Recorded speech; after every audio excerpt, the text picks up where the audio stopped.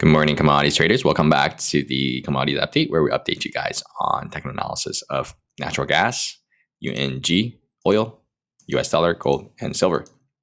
So we'll be looking at their support and resistance levels that should play off of, and as well as if there's any patterns or likely scenarios that would happen later next week. And if you guys learn anything, feel free to like, share, and subscribe. All right, let's get started. So on Tuesday and last week, we all have been looking at this rising wedge on the daily charts for a while. And it looks like we broke bearish on that chart. And I was talking about where we have, there's a 4-hour time frame where we have been rejecting from this line 1, 2, 3, 4, 5, 6, 7. And we're bouncing off it 1, 2, 3, 4, 5, 6, 7, 8. So on Tuesday, I talked about where we're pretty much going to break out of that Wednesday, because you can see the pattern ends on Wednesday. And whichever it breaks, we'll likely have a big move because of these. Because this move has been gearing up since February 24th. So there's some volume here. So whichever this breaks, people are going to get stopped out, and people are going to go with that break. So when this breaks, the longs get stopped out, and the shorts pile in. That's essentially what happens. If this break bull, obviously the opposite would happen. And since we got a bear break out of this rising wedge pattern, and so let's see where we're looking next. So we bounce off of here slightly on the 4-hour, which is coinciding with the top of this range and top of this range. So there's a little bit of support down here. I wouldn't call it bounce, because this could still be a 4-hour bear flag. We measure from the top of the move to the bottom of the move. We slightly touched it I wouldn't say this negated the bear flag, because as long as it's below 38.2% of the drop, we are still in a bear flag territory. So this could just, chop around and then break below this low. Although this was more of a bear flag where we came below and then zero follow through from the bear flag and then bounced. But then we also had zero follow through from the bounce up to 0.32. So essentially it just straight up indecision at this point. Lacking follow through on both sides and lacking follow through from the bull at this moment. And the question is, let's zoom out into see. Look at the 8-hour. All right, so 8-hour was acting as resistance on the way down, right? You can see the 8-hour EMA 12, a teal looking line. You can see rejection. On the way up, after we finished chopping out of here, it acted as support. So personally, as a bull, I want to see us break above the EMA 12 on the 8-hour time frame to potentially say this drop was lacking follow through from the bears, and we may get something like a sideways range here just to consolidate a little bit and then head higher. But if we just come up, touch it, and then form an 8-hour downtrend after this drop, then bears are back. We need to potentially test the low of this 1.75 level area. We have to see if bears are going to follow through after the initial drop or not. Yeah. You can see the daily EMA 12, we couldn't get over either. It's acting as support, not resistance. So we'll see if bears get more follow through, then yeah, we're probably gonna come down and test this. If it gets more follow through, then the only hope for bulls is potentially, a double bottom, where we kind of just went like this and then bounce after that.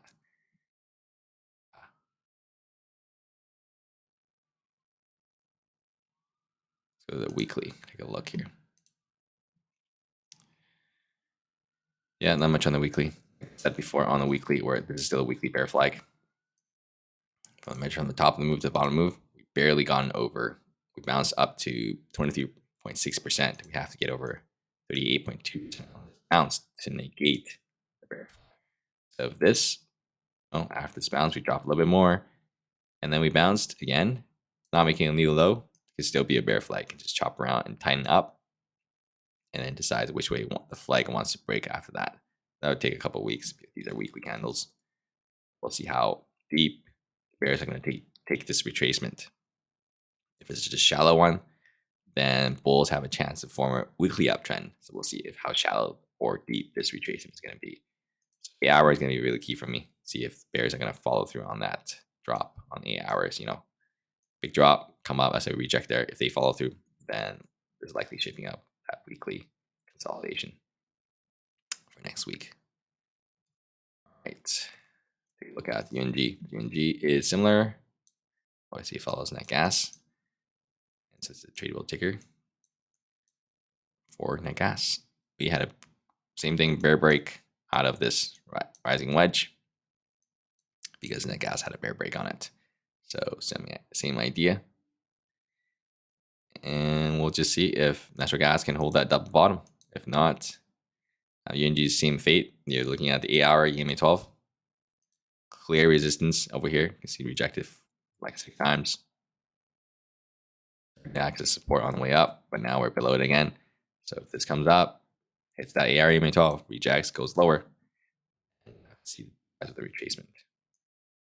If we do hold above the lows, then we may get a tiny range forming. If we don't, then we're probably gonna come down to the red line, which is gonna be $13.4, which is not great. That's last level resistance support, and yeah,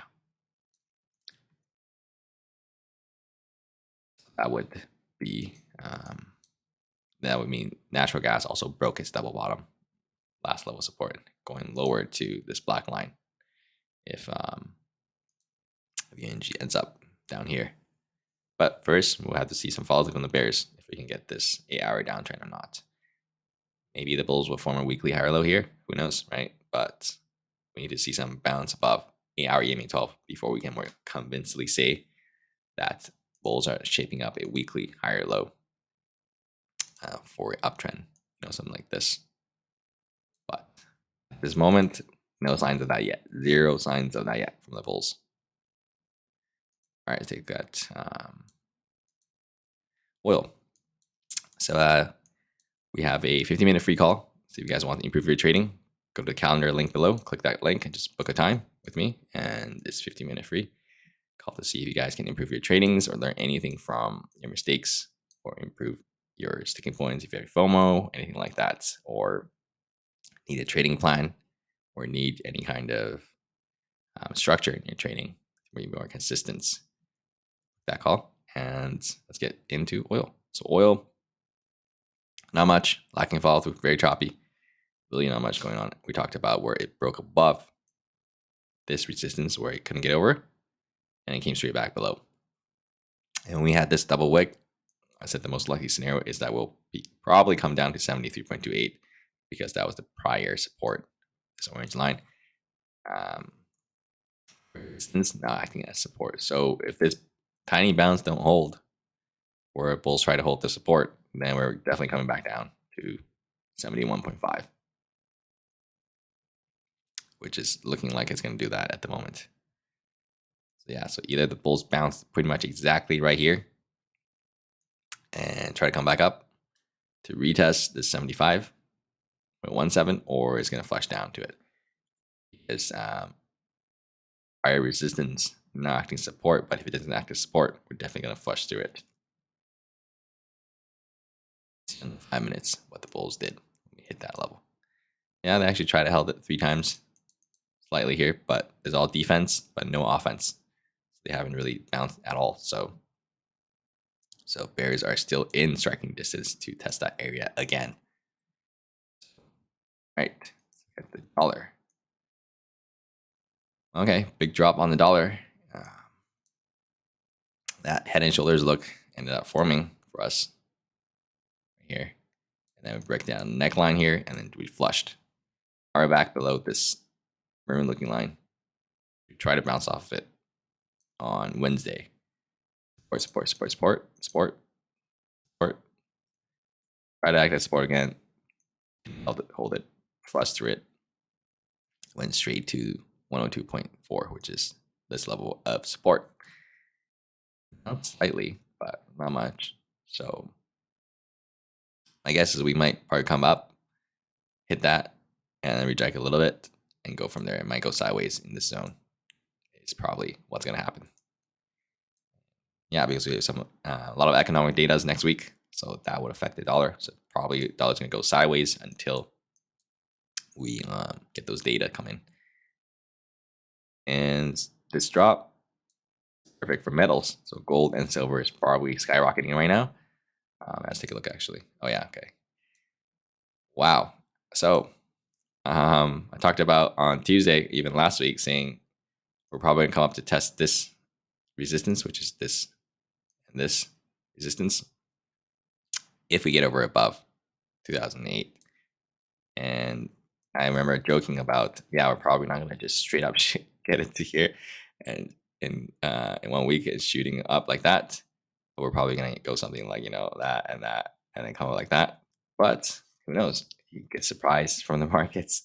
They actually shot up like that straight to it and broke above it, which is crazy. It's definitely taking advantage of a weak dollar. And right now, what the bulls want to see is that we come back test this prior resistance and act as support and bounce off of there. That would give bulls even more confidence to form some level of support along the way on the way up. Do something like that, bounce, chop around here a little bit, boom, another leg up.